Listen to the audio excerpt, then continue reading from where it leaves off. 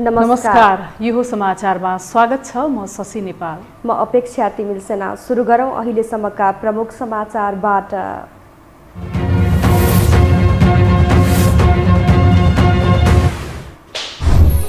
एमाले स्थायी कमिटीबाट कार्यदलले पेश गरेको 10 बुँदे प्रस्ताव पारित। देउबा सरकारलाई विश्वासको मत नदिइने अदालतको निर्णय विरुद्ध भण्डाफोड अभियान चलाइने।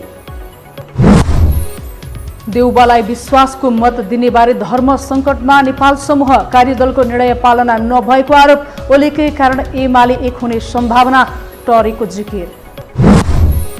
प्रधानमन्त्री देउबालाई बधाई दिन राजदूतहरूको दौडधुप। चिनिया राजदूतले बालुवाटार नै पुगेर दिइन् बधाई। एकै दिन देउबा र माधवलाई भेटेपछि राजनीतिमा तरङ्ग। कोरोना संक्रमण र मृत्युदरमा फेरि वृद्धि। 2936 संक्रमित थपिए। 43 जनाको मृत्यु। काठमाडौँमा खोप अभियान स्थगित। र ओली सरकारले ल्याएको बजेट संसदमा पेश गर्ने अर्थमन्त्रीको तयारी। पारित भए कार्यान्वयनमा लगिने। केही दिनमै आर्थिक श्वेत पत्र जारी गर्ने जिकिर।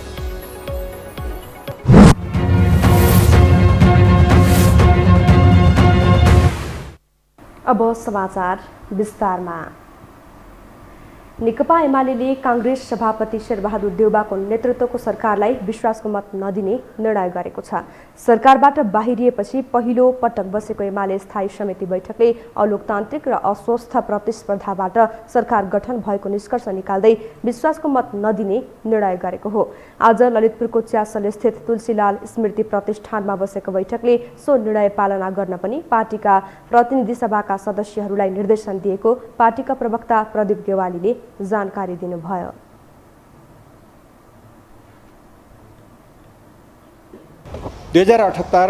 असार 28 गते सर्वोच्च अदालतको संवैधानिक इजलासबाट प्रतिनिधि सभा विघटन सम्बन्धी मुद्दामा गरिएको फैसलाले नेपालको संविधानको अक्षर र भावना, हामीले अवलम्बन गरेको बहुलवादमा आधारित बहुदलीय प्रतिस्पर्धात्मक संघीय लोकतान्त्रिक गणतन्त्रात्मक संसदीय शासन प्रणाली, शक्ति पृथकीकरण एवं नियन्त्रण र सन्तुलनको सिद्धान्त तथा सार्वभौम सत्ता र राजकीय सत्ता नेपाली जनतामा निहित रहेको संविधानको आधारभूत प्रस्थापनालाई अतिक्रमण गर्दै तिनलाई कमजोर तुल्याएको निष्कर्ष हामीले निकालेका छौँ। बैठकले पार्टीभित्रका समस्या समाधानका लागि गठित कार्यदलले तयार पारेको 10 बुँदे प्रस्तावलाई अनुमोदन गर्दै कार्यदल विघटन पनि गरेको छ। कार्यदलले तयार पारेको प्रस्तावलाई रचनात्मक र सृजनात्मक ढङ्गले कार्यान्वयन गर्ने गरी अनुमोदन गर्ने निर्णय पनि गरिएको प्रवक्ता गेवालीले बताउनुभयो। पार्टीमा विद्यमान समस्या समाधान सम्बन्धमा सुझाव दिन गठित कार्यदलले तयार गरी बैठक समस्या प्रस्तुत गरेको प्रस्तावलाई ग्रहण र अनुमोदन गर्ने निर्णय गरिएको छ। दोस्रो, प्रस्तावलाई सृजनात्मक र रचनात्मक ढङ्गले कार्यान्वयन गर्ने निर्णय गरिएको छ। र तेस्रो, कार्यदलले आफ्नो जिम्मेवारी पूरा गरेकोमा कार्यदलमा रहनुभएका कमरेडलाई धन्यवाद दिने र कार्यदल विघटन गर्ने निर्णय गरिएको छ। बैठक चलिरहँदा पुगेका माधव नेपाल पक्षका नेताहरूले स्थायी समिति र संसदीय दलको बैठक रोक्न अध्यक्ष केपी शर्मा ओलीसँग आग्रह गरेका थिए। तर अध्यक्ष ओलीले बैठक नरोकिने बताएपछि उनीहरू बैठक स्थलबाट बाहिरिएका थिए। सत्ता बहिर्गमनपछि पहिलो पटक एमाले स्थायी कमिटी बैठकले प्रधानमन्त्री शेरबहादुर देउबालाई विश्वासको मत नदिने निर्णय गरेको छ। माधव समूह देउबाको पक्षमा उभिने तयारी गरिरहेका बेला एमाले एकताका लागि बनेको कार्यदल समेत स्थायी कमिटीले विघटन गरेको छ। एक रिपोर्ट। सोमबार प्रतिनिधि सभा पुनः स्थापना गरी कांग्रेस सभापति शेरबहादुर देउबालाई प्रधानमन्त्री बनाउने गरी आएको सर्वोच्चको फैसलापछि एमालेको दुवै पक्ष सहमति कार्यान्वयनको साटो आफ्नो ढङ्गले अगाडि बढिरहेको छ। अध्यक्ष केपी शर्मा ओलीले वरिष्ठ नेता माधव कुमार नेपाललाई गद्दार घोषणा गरेका छन् भने नेता नेपालले प्रधानमन्त्री देउबालाई विश्वासको मत दिने वचन दिएका छन्। 10 बुँदे सहमति अनुसार अगाडि बढ्नुपर्ने भन्दै दोस्रो तहका नेताहरूले पहल लिइरहँदा अध्यक्ष ओलीले शुक्रबार आफ्नो पक्षका नेताहरू मात्र सहभागी बैठक मार्फत विवाद समाधानका लागि बनेको कार्यदल नै विघटन गरेका छन्। ओलीले सत्ता बहिर्गमनपछि पहिलो पटक बोलाएको स्थायी कमिटी बैठक मार्फत कार्यदलको औचित्य सकिएको भन्दै विघटन गरेका हुन्। त्यसबाहेक प्रधानमन्त्री देउबालाई विश्वासको मत नदिने निर्णय पनि एमाले स्थायी कमिटीले गरेको छ। अलोकतान्त्रिक एवं अस्वस्थ विधिबाट गठित सरकारलाई पार्टीको समर्थन नरहने र विश्वासको मत नदिने स्पष्ट पार्दै पार्टीका सबै प्रतिनिधि सभा सदस्यहरूलाई यस निर्णयको पालनाका लागि निर्देशन दिने निर्णय भएको छ। पार्टी आफ्नो ढङ्गले अगाडि बढ्छ। कार्यदलका सुझावहरू कार्यान्वयन गर्ने निर्णय भएको छ। यसलाई कार्यान्वयन गर्ने क्रममा हाम्रा छलफलहरू जारी रहन्छन्, तर पार्टी आफ्नो गतिमा, आफ्नो लयमा, आफ्ना निर्णयहरूमा अगाडि बढ्दै पनि जान्छ। अनन्तकालसम्म पर्खेर बस्न त सम्भव पनि हुँदैन। अब विश्वासको मतदान हुने दिन त्यसो बारेमा पार्टीले थप भन्ला। अहिले हाम्रो स्थायी कमिटीको निर्देशन सबैलाई यो सरकारको विपक्षमा उभिने, प्रतिपक्षी भूमिकामा रहने हो। अदालतको फैसला लगत्तै वरिष्ठ नेता नेपालले गठबन्धनबाट अलग्गिने र पार्टीको संस्थागत निर्णयअनुसार चल्ने सङ्केत गरेका थिए। तर ओलीले नेपाललाई पार्टीभित्र कुनै स्थान नरहेको घोषणा गरेपछि नेता नेपाल पनि देउबालाई विश्वासको मत दिएर अगाडि बढ्ने तयारीमा छन्। शुक्रबारको स्थायी कमिटी बैठक चलिरहेको बेला नेपाल पक्षका कार्यदल सदस्य भीम रावल, घनश्याम भुषाल, सुरेन्द्र पाण्डे र गोकर्ण विष्ट पुगेर बैठक रोक्न र 10 बुँदे सहमति अनुसार अगाडि बढ्न ओलीलाई आग्रह गरेका थिए। तर अध्यक्ष ओलीले बैठक जारी रहने र कार्यसूची अगाडि बढाउने बताएपछि नेपाल पक्षका नेताहरू बाहिरिएका थिए। अब एमाले एकता दुई नेताकै हातमा आइपरेको नेताहरूले बताउन थालेका छन्। राजनीति राम्रो भएपछि भने मात्रै शासन प्रणाली राम्रो हुने हो। त्यसकारण त्यही कुरालाई महसुस गरेर हामीले सर्वोच्च अदालतको फैसला बमोजिम पुनर्जीवित नेकपा एमालेलाई पूर्ववत सञ्चालन गर्ने कुरामा सहमति गरेका छौँ। अब यो सहमति हामीले दुईजना नेताहरू पार्टी अध्यक्ष केपी शर्मा ओलीजी र वरिष्ठ नेता माधव कुमार नेपालजीलाई औपचारिक रूपमा बुझाइसकेका छौँ। अब यसलाई उहाँहरूले कसरी कार्यान्वयन गर्नुहुन्छ त्यो उहाँहरूकै हातमा छ। 10 सदस्यीय कार्यदलले गत असार 27 गते राति एमाले एकताका लागि 10 बुँदे सहमति गरेको थियो। तर सहमति गरेकै भोलिपल्ट एमाले सरकार ढलेपछि एकता थप अन्यलमा परेको हो। अहिले ओली पक्षले अलोकतान्त्रिक एवं अस्वस्थ विधिबाट गठन भएको सरकारलाई पार्टीको समर्थन नरहने र विश्वासको मत नदिने स्पष्ट पार्दै पार्टीका प्रतिनिधि सभा सदस्यलाई स्थायी कमिटीको निर्णय मान्न निर्देशन दिएको छ। उता नेपाल पक्ष भने आफ्नै बलबुतामा बिउतिएको संसद र आफैले बनाएका प्रधानमन्त्री देउबालाई मत दिएर बाँकी रहेको 17 महिना संसदलाई जीवित राख्ने तयारीमा छ। दुवै पक्षका आफ्नै तयारीले एमाले एकता भने झन भाँडिने देखिएको छ। यो हो टेलिभिजनका लागि क्यामेरामा सञ्जय घिमिरेका साथमा सन्तोष बेके थापा, काठमाडौँ। नेकपा एमाले सर्वोच्च अदालतले संविधानको धारा उपधाराको अपव्याख्या गरेर मुलुकलाई निर्दलीय व्यवस्थातर्फ अग्रसर गराएको निष्कर्ष निकालेको छ। आज बसेको संसदीय दलको बैठकले अदालतको फैसलाप्रति आपत्ति जनाउँदै जनताका बीचमा भण्डाफोर गर्ने निष्कर्ष निकाले सांसद विशाल भट्टराईले जानकारी दिनुभयो। एउटा दलबाट निर्वाचित भएर अर्को दलमा हस्ताक्षर गर्न जाने कुरालाई पनि नैतिक ठहर्याउने प्रवृत्ति दलीय व्यवस्थाको विरुद्धमा भएको निष्कर्ष बैठकले निकालेको भट्टराईले जानकारी दिनुभयो। संविधानको धारा उपधाराहरूको अपव्याख्या गरेर जसरी जनादेशलाई पूर्ण रूपलाई इन्कार गरेर लोकतन्त्रलाई उपहास गरेर दलीय व्यवस्थाको उपहास गरेर जसरी एउटा फैसला गरियो, निर्दलीय व्यवस्थातर्फ मुलुकलाई अग्रसर गराउने गरी जुन फैसला गरियो त्यसप्रति हाम्रो यो बैठकले चाहिँ आपत्ति व्यक्त गरेको छ र यसलाई व्यापक रूपमा जनताका बीचमा भण्डाफोर गर्ने हामीले निष्कर्ष पनि निकालेका छौँ र यसलाई हामी व्यापक रूपमा जनताका बीचमा पुर्याउनेछौँ। वरिष्ठ नेता झलनाथ खनाल र माधव कुमार नेपाल पक्षका सांसदलाई अर्को बैठकमा उपस्थित हुने वातावरण बनाउने निर्णय पनि बैठकले गरेको छ।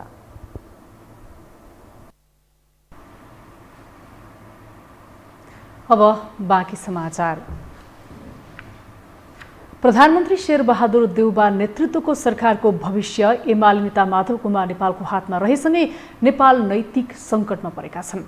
सरकारलाई साथ दिए पार्टी एकताको सहमति विपरीत हुने नदिए नैतिकता विपरीत हुने देखिएपछि नेपाल गुटमा फुटको सङ्केत समेत देखिन थालेको छ, जसको आभास एकै गुटका नेताहरूको फरक अभिव्यक्तिबाट सुरु भएको हो। एक रिपोर्ट। प्रधानमन्त्री शेरबहादुर देउवाको सरकारलाई काम चलाउमै सीमित पार्ने कि बाँकी कार्यकाल चल्न दिने निर्णयको निर्णायक स्थानमा रहेका माधव कुमार नेपाल धर्म सङ्कटमा परेका छन्। संविधानको धारा 76(5) अनुसारको प्रधानमन्त्री नियुक्ति प्रक्रियामा देउवाको बहुमत नपुगेका भन्दै राष्ट्रपतिले संसद विघटन गरेपछि अदालतमा नेपाल समूहका 23 सांसदहरू पनि गएका थिए। देउवाको पक्षमा 146 सांसद रहेको र उनी नै प्रधानमन्त्री हुनुपर्छ भन्ने दावी गर्न गएका नेपाल पक्षले अहिले आएर विश्वासको मत नदिने सङ्केत गरेपछि त्यसको आलोचना पनि सुरु भएको हो। प्रमाणका रूपमा सर्वोच्चमा उनीहरूको समेत हस्ताक्षर बुझाएको र त्यसैको आधारमा देउवा प्रधानमन्त्रीमा नियुक्त भएका कारण नेपाल पन्छिन नमिल्ने जानकारहरूको भनाइ छ। तर एमाले भित्रको विवाद समाधान गर्न बनेको कार्यदलले 10 बुँदे सहमति गरेपछि नेपालले संस्थागत निर्णय मान्नुपर्ने बाध्यता आएको छ। यदि नेपालले विश्वासको मत दिए त्यो पार्टी एकता विरुद्ध हुने उनकै गुटका नेताहरूको भनाइ छ। एकताका लागि कार्यदलले तयार गरेका निर्णय ओली नेपाल दुवैले मान्नुपर्ने उनीहरू बताउँछन्। हिजोको राष्ट्रपति कार्यालयको घटनाहरू फेरि पनि म भन्छु कि यो तत्कालीन पछिल्लो विकासक्रमको एउटा उपज हो। त्यसो हुँदा त्यहाँ मानिसहरूले आफ्नो उपस्थिति जनाए अथवा जनाएनन्, त्यस कारणले हो भन्ने मलाई लाग्छ। कारण त्यो पछिल्लो राजनीतिक घटनाक्रमको उपज हो। अब मैले अघि पनि भने अब माधव नेपालले त्यतातिरको यात्रा छोड्दै जानुपर्छ। छोड्छु पनि भन्नुभयो अस्ति होइन, उहाँले, मैले मिडियामा त्यो सुनेको थिएँ, छोड्छु पनि भन्नुभयो उहाँले भनेर त्यो मोर्चाको बैठकमा पनि भन्नुभएको छ। सायद अब राष्ट्रपतिकोमा शपथ ग्रहण नै उहाँको लागि त्यो मोर्चाको अन्तिम सहभागिता पनि हुनसक्छ। यद्यपि नेपालका लागि एमालेको ढोका बन्द भइसकेको ओलीले बताइसकेका छन्। उनले आफ्नै पार्टीको सरकार ढालेर विपक्षीलाई साथ दिने जस्तो पार्टी हित विपरीतको काम गरेको र त्यो कुनै पनि हालतमा क्षमायोग्य नभएको ओलीको भनाइ छ। फलत माधव नेपाल सरकारलाई विश्वासको मत दिएर अझ एकताकै विरुद्ध गएको सन्देश दिने पक्षमा देखिएका छैनन्। तर संसद पूर्ण कार्यकाल चल्नुपर्ने बताउने नेपालले पुनः देश चुनावमै जाने अवस्था सिर्जना गर्न समेत नैतिकताले दिने अवस्था छैन। यही कारणले धर्म सङ्कटमा परेका उनीमाथि आफ्नै गुटका नेताको दोहोरो अभिव्यक्तिले थप चिन्ता बढाएको छ। किनकि उनको गुटबाट कार्यदलमा रहेकाहरू विश्वासको मत नदिने पक्षमा रहँदा केही सांसदहरू भने कुनै पनि हालतमा मत दिने पक्षमा देखिएका छन्। नेता झपट रावलले सर्वोच्चमै उपस्थित भएर हस्ताक्षर गरेका 23 सांसदहरू विरुद्ध विभिन्न माध्यमबाट भ्रम छर्ने प्रयास भइरहेकोमा खेद जनाएका छन्। अदालतको फैसला गलत भएको भन्नेहरूले सांसद पदबाट राजीनामा दिन समेत उनले चुनौती दिएका छन्। त्यस्तै नेता मेटमरी चौधरीले देउवा सरकारलाई आफूहरूले कुनै पनि हालतमा विश्वासको मत दिने बताएका छन्। विश्वासको मत दिने कुरामा हाम्रो भूमिका रहन्छ। केवल 23 जना मात्रै होइन, यो सङ्ख्या बढेर 40-45 पनि पुग्न सक्छ। सकभर हामी सिङ्गो नेकपा एमाले पार्टी, नेकपा एमाले भित्रका सांसदहरू सरकारलाई टिकाउनको लागि, सरकारलाई जोगाउनको लागि, पुरै 5 वर्ष सञ्चालन गर्नको लागि संस्थागत रूपमा निर्णय आउन सक्छ। यदि त्यो खालको डिसिजन आउन सकेन भने हामी 30-40 जना सांसदहरू विश्वासको मतको पक्षमा 30-40 जना भन्दा हुन त ओली गुटमै पनि नेताहरू असन्तुष्ट रहेको सङ्केतहरू देखिएका छन्। यही बीचमा ओली पक्ष एक पूर्व मन्त्रीले मन्त्री माग्दै बुढानीलकण्ठ गएको तथा विश्वासको मत दिने बाचा गरेको खबरहरू बाहिरिएका छन्। अझ नेपाल पक्षका नेताहरूले सिङ्गो पार्टी नै विश्वासको मत दिने बाटोमा आउनुपर्ने र राष्ट्रिय सरकार निर्माण हुनुपर्ने समेत बताइरहेका छन्। तर एकै गुटभित्रका नेताहरूको यो फरक अभिव्यक्तिले भने विश्वासको मतकै कारण नेपाल गुटमै पनि फुट हुने निश्चित जस्तै भएको छ। यो हो टेलिभिजनका लागि क्यामेरामा सञ्जय घिमिरेका साथमा कुलचन्द्र विष्ट, काठमाडौँ। नेकपा एमालेका नेता भीम रावलले स्थायी कमिटी र संसदीय दलको बैठक स्थगित गर्नुपर्ने आफूहरूको माग सम्बोधन नभएकाले बैठक बहिष्कार गरेको बताउनु भएको छ। स्थायी कमिटी सदस्य समेत रहेका कार्यदल सदस्यहरूले बैठक स्थगित गर्न र शीर्ष तहमा सहमति गरेर मात्रै बैठक सञ्चालन गर्न माग गरेको भए पनि पार्टी अध्यक्ष केपी शर्मा ओलीले बैठक सञ्चालन गरेपछि आफूहरू बैठकमा सहभागी नभएको नेता रावलले बताउनुभयो। अध्यक्ष ओलीको पछिल्लो अभिव्यक्तिका कारण एकतामा अप्ठ्यारो सृजना गरेको भन्दै केही समयपछि बैठक राख्न आग्रह गर्दा पनि अध्यक्ष ओलीले बैठक सञ्चालन गरेको उहाँले बताउनुभयो। हामीले अन्तमा के भन्यौँ भने तपाईहरूले यसलाई स्थगित गर्नुहोस्, हामीहरू यो राष्ट्रको हितको लागि, पार्टीको जनताको हितको लागि, पार्टीको हितको लागि, आजको जटिल राजनीतिक स्थितिमा भुमरीमा यो देश नपरोस् भन्नको लागि पार्टीको एकताप्रति हामी कटिबद्ध छौँ, प्रतिबद्ध छौँ। हाम्रो त्यसमा भूमिका रहन्छ, सहयोग रहन्छ। सबैभन्दा जिम्मेवार भएर पार्टी अध्यक्ष कमिटीले सोच्नु पर्यो, त्यसपछि वरिष्ठ नेताले सोच्नु पर्यो, त्यसपछि हाम्रो भागमा जसको भागमा पर्छ हामी आफ्नो ठाउँमा भूमिका खेलौँ। यो कुरा कार्यदलले स्वयं निर्णय गर्दा आफ्नो बुँदामा आह्वान गरेको छ त्यसको पालना गरौँ। हामी जहिले पनि पार्टी एकताको पक्षमा रहन्छौँ, त्यो भूमिका खेल्छौँ, तर तपाईँहरू पनि त्यसको लागि सबभन्दा जिम्मेवार भएर पार्टी अध्यक्षले खेल्नुहोस् भन्ने कुरा हामीले आग्रह गऱ्यौँ। र अन्तमा पार्टी अध्यक्षले त्यस्तो लामो कुरा केही पनि भन्नु भएन। उहाँले के भन्नुभयो भने यो बैठक जारी रहन्छ र यसका कार्यसूची अगाडि बढाउनुहोस् भनेर उहाँले भनेपछि अनि हामीले उहाँलाई भन्यौँ हामी यो बैठक यी कुराहरू जुन हामीले राखेका छौँ यी कुराहरूतर्फ नजाने हो भने हाम्रो बैठकमा सहभागिता छैन, हामी हिँड्यौँ भनेर हामी त्यसबाट निस्केका हौँ। नेता रावलले आफूहरू पार्टी एकताको पक्षमा रहेको र कार्यदलमा सहमति गरे अनुरूप पार्टी बैठकहरू सञ्चालन गरिनुपर्ने बताउनु भयो।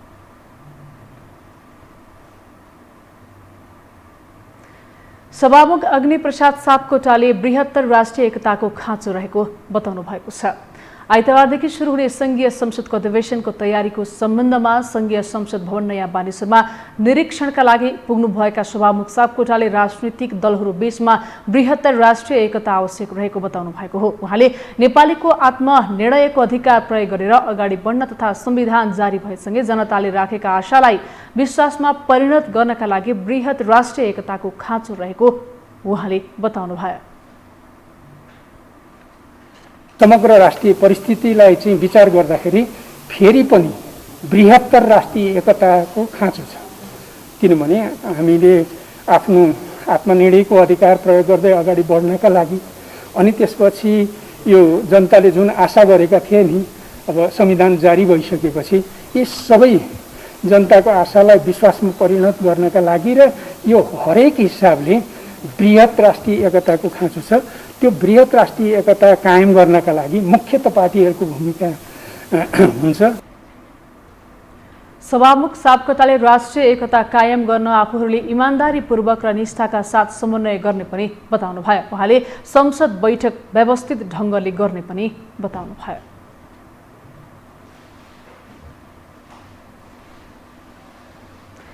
नेपालका लागि चिनिया राजदूत हौ यान्सीले प्रधानमन्त्री शेरबहादुर देउवालाई भेटेर बधाई दिएकी छिन्।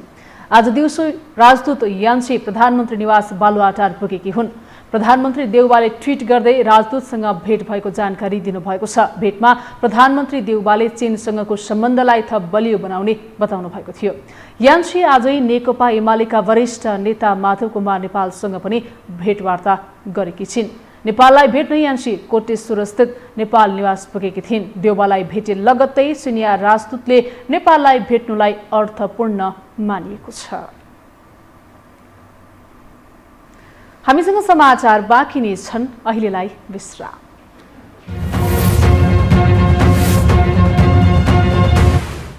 विश्रामपछि स्वागत छ। अब बाँकी समाचार।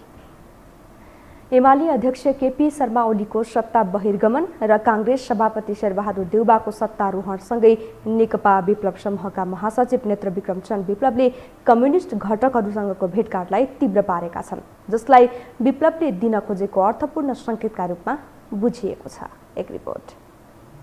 केपी शर्मा ओलीको कार्यकालमा झिनो मात्रामा केही सम्झना लायक काम भए, जसमध्येको एक हिंसात्मक गतिविधिको बाटो अँगालेर बम बारुद पट्काउँदै हिँडेको नेत्र विक्रम चन्द विप्लव नेतृत्वको नेकपालाई शान्तिपूर्ण राजनीतिमा पदार्पण गर्नु थियो। विप्लवलाई ओलीले मूलधारको राजनीतिमा फर्काएसँगै सबैको विश्वास थियो अब उनीहरूबीच पार्टी एकतादेखि सरकारसम्मको साझेदारी चल्छ। तर विप्लवले भूमिगत शैली त्यागेर खुल्ला राजनीतिमा आएपछि ओलीसँगको सहकार्यलाई खासै सहज लिएनन्। बरु ओलीको सत्ता बहिर्गमनसँगै पुष्पकमल दाहाल प्रचण्ड, माधव कुमार नेपाल र बाबुराम भट्टराई लगायतका कम्युनिस्ट घटकसँग उनको हिमचिम बढ्न थालेको छ। विप्लवले बुधबार माओवादी केन्द्रका अध्यक्ष पुष्पकमल दाहाल प्रचण्डसँग भेट गरे। खुल्ला राजनीतिमा आएपछि प्रचण्डसँग उनको यो पहिलो भेट थियो। बिहिबार एमाले वरिष्ठ नेता माधव कुमार नेपाल निवासमा विप्लव पुगे। त्यहाँ प्रचण्ड सहभागी भएपछि संयुक्त भेट भयो। त्यसको सिलसिला शुक्रबार जसपाका संघीय परिषद अध्यक्ष डाक्टर बाबुराम भट्टराईसम्म आइपुग्यो। भेटमा उनीहरूले विगतमा गरिएका सहकार्यको स्मरणदेखि एकीकरणसम्मका कुरा चलाएको नेताहरू बताउँछन्, जसले पूर्व माओवादी सहितका कम्युनिस्ट घटकहरू एक हुने संकेत मिलेको विश्लेषण भइरहेका छन्। तानतुन गरेर वामपन्थी मिले भने अलि स्थायित्व भएर अगाडि जाला भन्ने एउटा आशा व्यक्त गरे। संविधान विरोधी भल्क्याउनुलाई केही परौले धकेल्न सक्थे, तर यो गरेन भने त मलाई लाग्छ ढिलो छिटो यो चुनावै घोषणा गरे भने पनि अथवा यो अहिलेको पार्लियामेन्टको 5 वर्ष पुग्दा नपुग्दा देशमा संविधान विरोधी शक्ति बलियो हुन्छ। त्यो संविधान विरोधी शक्ति बलियो हुँदा यी सबै बढारिन्छन्। यी सबैलाई बढार्ने गरी त्यो शक्ति आयो भने त्यसले पनि देशमा केही नयाँ ल्याउँछ।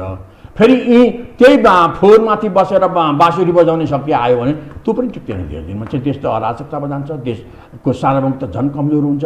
विप्लव सङ्घको एकतामा नेकपा एमालेको माधव पक्ष पनि सकारात्मक देखिन्छ।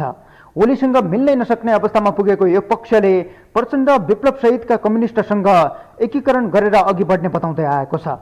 ओलीसँग दूरी बढ्दै गएपछि फरक पार्टी दर्ता गरेर अघि बढ्ने योजनामा रहेको माधव पक्षले एक्लै पार्टी फुटाएर जाँदा भविष्यमा आइपर्ने अस्तित्व सङ्कट लगायतका विषयलाई चुनौतीपूर्ण मानेको छ। यसअघिदेखि नै तयारी थालेका प्रचण्ड माधवलाई मात्रै एकीकरण गर्न सहज देखिँदैन। त्यसकारण प्रचण्ड विप्लव सहितको पूर्व माओवादी र अन्य कम्युनिस्ट घटकसँग एकता भए बलियो हुने माधव पक्षको विश्वास छ।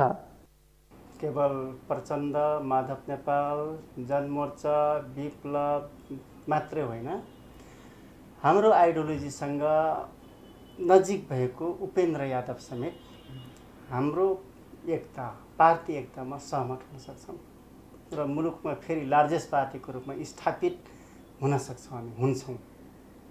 त्यो खालको सम्भावना छ, हुनुपर्छ। प्रधानमन्त्रीबाट ओलीको सत्ता बहिर्गमन र कांग्रेस सभापति शेरबहादुर देउवाको आगमनसँगै विप्लवले सत्ताधारी कम्युनिस्टसँगको भेटघाटलाई तीव्रता दिनु अर्थपूर्ण मानिएको छ। कतिपयले भने ओली सरकारमा रहँदा पुरा नभएका मुद्दाहरू देउवाबाट पुरा गराउन विप्लव अघि सरेको बताउँछन्। किनकि मूलधारको राजनीतिमा आए पनि विप्लव नेकपाका केही नेता कार्यकर्ता अझै रिहा भएका छैनन्। यसकै लागि उनको सक्रियता बढेको आकलन पनि भइरहेका छन्। तर कम्युनिस्ट घटकहरू भने विप्लवले पूर्व माओवादी सहितको सिङ्गो एकता चाहेको विश्वास गरिरहेका छन्।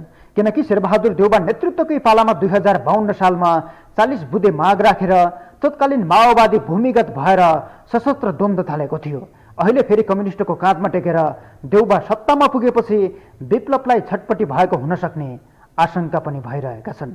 यो हो टेलिभिजनका लागि क्यामेरामा सञ्जय घिमिरेका साथमा सन्तोष भिके थापा, काठमाडौँ। प्रधानमन्त्री शेरबहादुर देउवा सरकारी निवास बालुवाटार सर्नु भएको छ। गत मङ्गलबार प्रधानमन्त्रीको शपथ लिएका देउवा आज बिहान बुढा नीलकण्ठबाट सरकारी निवास बालुवाटारमा सर्नु भएको हो।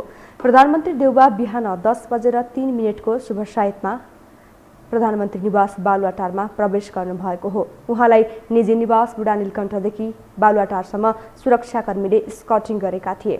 सर्वोच्चको परमादेशपछि गत मङ्गलबार संविधानको धारा 76 को उपधारा 5 बमोजिम राष्ट्रपति विद्यादेवी भण्डारीले देउवालाई प्रधानमन्त्रीमा नियुक्त गर्नुभएको थियो।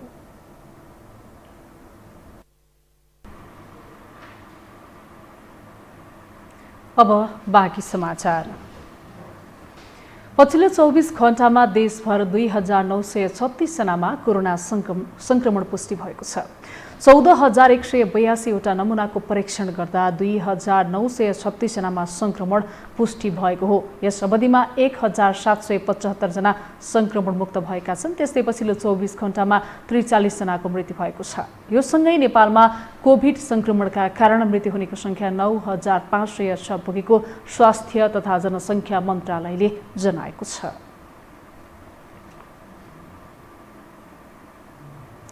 चीन सरकारले नेपाललाई कोभिड-19 विरुद्धको थप 16 लाख डोज खोप अनुदानमा दिने भएको छ। आज प्रधानमन्त्री शेरबहादुर देउवासँगको शिष्टाचार भेटमा नेपालका लागि चिनिया राजदूत हौ यान्छीले चीन सरकारले अनुदानमा थप 16 लाख डोज खोप उपलब्ध गराउन लागेको जानकारी दिनुभएको हो। सर्वोच्च अदालतको आदेशमा कांग्रेस सभापति देउवा प्रधानमन्त्री नियुक्त भएको 4 दिनपछि चीनले राजदूत यान्छी मार्फत बधाई दिँदै अनुदानमा थप खोप दिन लागेको जानकारी गराएको हो। चीनले यसअघि पनि 8 लाख र 10 लाख गरी 18 लाख मात्रा खोप अनुदान दिइसकेको छ। काठमाडौँ जिल्लामा सञ्चालन भइरहेको कोरोना भाइरस विरुद्धको खोप अभियान स्थगित भएको छ। कोरोना विरुद्धको भैरोसियल खोप असार 29 गतेदेखि साउन 2 गतेसम्म सञ्चालन गर्ने भने पनि खोप सकिएपछि कार्यक्रम स्थगित गरिएको जिल्ला स्वास्थ्य कार्यालयले सूचना जारी गर्दै जानकारी दिएको हो। अर्को सूचना जारी नभएसम्मका लागि भैरोसियल खोप पहिलो मात्रा लगाउने कार्यक्रम स्थगित भएको प्रमुख जनस्वास्थ्य प्रशासक बद्री बहादुर खड्काले जानकारी दिनुभयो। मन्त्री स्तरीय निर्णयबाट 55 वर्षदेखि माथिका सबै व्यक्तिलाई भेरोसेल खोपको पहिलो मात्रा दिन निर्णय भएको थियो।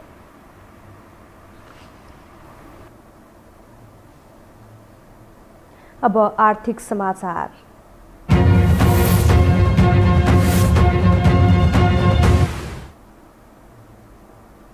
केपी शर्मा ओली नेतृत्वको तत्कालीन सरकारले अध्यादेश मार्फत ल्याएको बजेट वर्तमान सरकारले संसदमा पेश गर्ने भएको छ। अर्थमन्त्री जनार्दन शर्माले 3 गते संसद बैठकमा अध्यादेश पेश गर्ने बताएका छन्। साथै शर्माले तत्काल आर्थिक श्वेत पत्र ल्याउने तयारी भएको समेत बताए। एक रिपोर्ट। अर्थमन्त्री जनार्दन शर्माले हालको अर्थतन्त्रको अवस्थाको सम्बन्धमा श्वेत पत्र जारी गर्ने भएका छन्। शुक्रबार अर्थ मन्त्रालयमा पत्रकारहरूसँग परिचयात्मक कार्यक्रममा बोल्दै अर्थमन्त्री शर्माले सरकारले अहिलेसम्मको आर्थिक अवस्था समेटेर श्वेत पत्र जारी गर्ने बताए। शर्माले पुँजी बजारमा समस्या रहेको र पुँजी बजारको समस्या समाधान गर्न सर्वसाधारणको हित हुने गरी नीति निर्माण गर्ने बताए। उनले अध्यादेश मार्फत आएको आर्थिक वर्ष 2078-79 को बजेट आगामी संसद बैठकमा पेश हुने र बजेट पास हुने नहुने त्यसपछि नै निर्क्युल हुने बताए। सरकारको समग्र योजना निर्माण भइसकेपछि त्यसैको आधारमा अर्थ मन्त्रालयको भावी योजना र कार्यक्रमबारे बताइने उनको भनाइ छ। अहिले बजेट लगायतको विषयहरू छ, अध्यादेश छ, अध्यादेश सदनमा प्रस्तुत हुन्छ, सदनले नै के गर्छ भन्ने कुरा भएको हुनाले, त्यो सदनको विषय नै भएको हुनाले अहिले त्यसमा सदनमा 3 गते बोलाइसकिएको छ, त्यहाँ नै यसलाई टेबल गरिँदैछ। त्यहाँबाट छलफल भएर त्यो कसरी बढ्छ, त्यसलाई स्वीकार अस्वीकार प्रतिस्थापन के हुन्छ भन्ने कुरा त्यहाँ गइसकेपछि तपाईँहरूलाई जानकारी हुने नै छ। त्यसको बारेमा पनि यता अर्थ सचिव शिशिर कुमार ढुङ्गानाले आर्थिक वर्ष 2077-78 मा 1180 अर्ब रुपियाँ मात्र खर्च भएको बताएका छन्। अर्थमन्त्री ढुङ्गानाले चालु खर्चतर्फ 851 अर्ब खर्च भएको बताए। चालु खर्चको अनुमान 949 अर्ब रहेको र संशोधित अनुमान भने 867 अर्ब रहेको उनले जानकारी दिए। त्यस्तै पुँजीगत खर्चतर्फ 352 अर्ब रुपियाँ विनियोजन गरिएको र संशोधित अनुमान 251 अर्ब रुपियाँ रहेकोमा पुँजीगत खर्चतर्फ 228 अर्ब 48 करोड खर्च भएको बताए। वित्तीय संस्थापन अन्तर्गत कुल 172 अर्ब रुपियाँ विनियोजन गरिएको र संशोधित अनुमान 145 अर्ब रुपियाँ रहेकोमा कुल 100 अर्ब रुपियाँ मात्र खर्च भएको उनले बताए। त्यसैगरी राजस्वको सुरु अनुमान 10 खर्ब 11 अर्ब रुपियाँ र संशोधित अनुमान 9 खर्ब 59 अर्ब रहेकोमा राजस्वमा मात्रै 938 अर्ब सङ्कलन भएको अर्थ सचिव ढुङ्गानाले बताए। त्यसमध्ये कर रहेकोमा राजस्वमा मात्रै 938 अर्ब सङ्कलन भएको अर्थ सचिव ढुङ्गानाले बताए। त्यसमध्ये कर राजस्व 870 अर्ब रुपियाँ र गैर कर राजस्व 68 अर्ब रुपियाँ रहेको उनले बताए। 77-78 मा हामीले कुल बजेट 1474 अर्बको सार्वजनिक गरेका थियौँ पहिलो जुन जेठ 15 2077 मा। त्यसको पछि हामी चाहिँ मध्यावधि समीक्षा गर्दा त्यसलाई 1266 अर्ब खर्च हुन्छ भन्ने संशोधित अनुमान थियो। र हिजोसम्मको प्रारम्भिक अनुमान अनुसार 1180 अर्ब खर्च भएको छ। यसबाहेक अन्य प्राप्ति मार्फत 40 अर्ब रुपियाँ प्राप्त गरेको ढुङ्गानाले बताए। आन्तरिक ऋणको सिलिङ 225 अर्बको रहेकोमा 224 अर्ब रुपियाँ सङ्कलन गरिएको पनि उनले जानकारी दिए। हामीसँग अन्तर्राष्ट्रिय र खेल समाचार बाँकी नै छन्। अहिलेलाई विश्राम।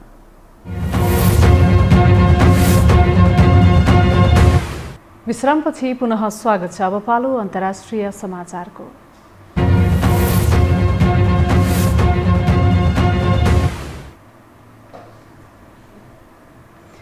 तालिबानी विद्रोहीले अफगान सरकारको नियन्त्रणमा रहेका 7000 कैदीबन्दी रिहाईको माग गरेको छ।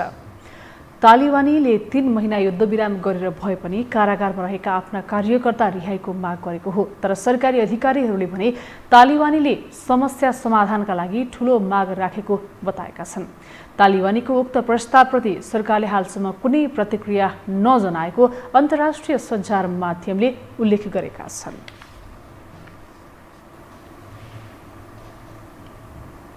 अब खेलकुद समाचार।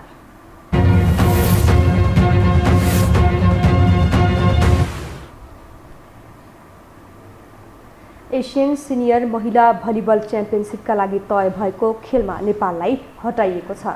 कोरोना संक्रमणका कारण एसियन भलिबल कन्फेडरेसन एभिसीले नेपाललाई प्रतियोगिताबाट बाहिर राख्दै खेल तालिका सार्वजनिक गरेको हो। एभिसीले सार्वजनिक गरेको तालिका अनुसार अब प्रतियोगितामा 8 टोलीले मात्र प्रतिस्पर्धा गर्नेछन्।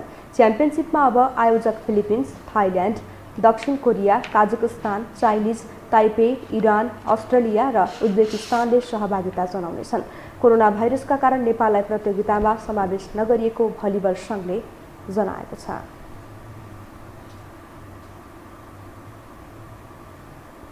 खेल समाचारसँगै हामी यो समाचारको अन्त्यमा आइपुगेका छौं। बिदा हुनु अघि प्रमुख समाचार पुनः एकपटक।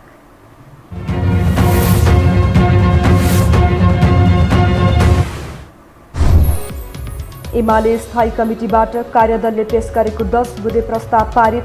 देउबा सरकारलाई विश्वासको मत नदिइने, अदालतको निर्णय विरुद्ध भण्डाफोर अभियान चलाइने।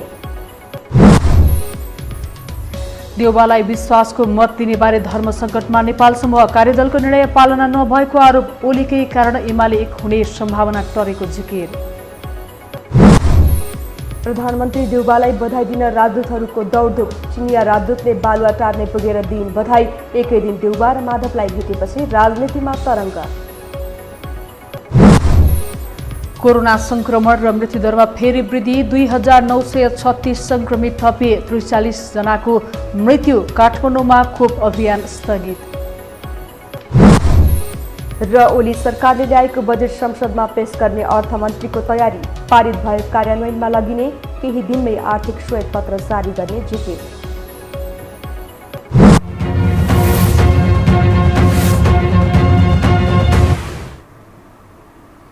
हवस् त यो समाचार सकियो।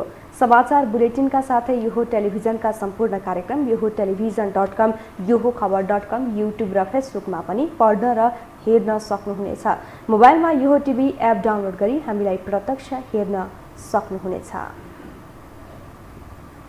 तथ्यसहितको निष्पक्ष समाचारका लागि हेर्दै रहनुहोला यो टेलिभिजन। नमस्कार।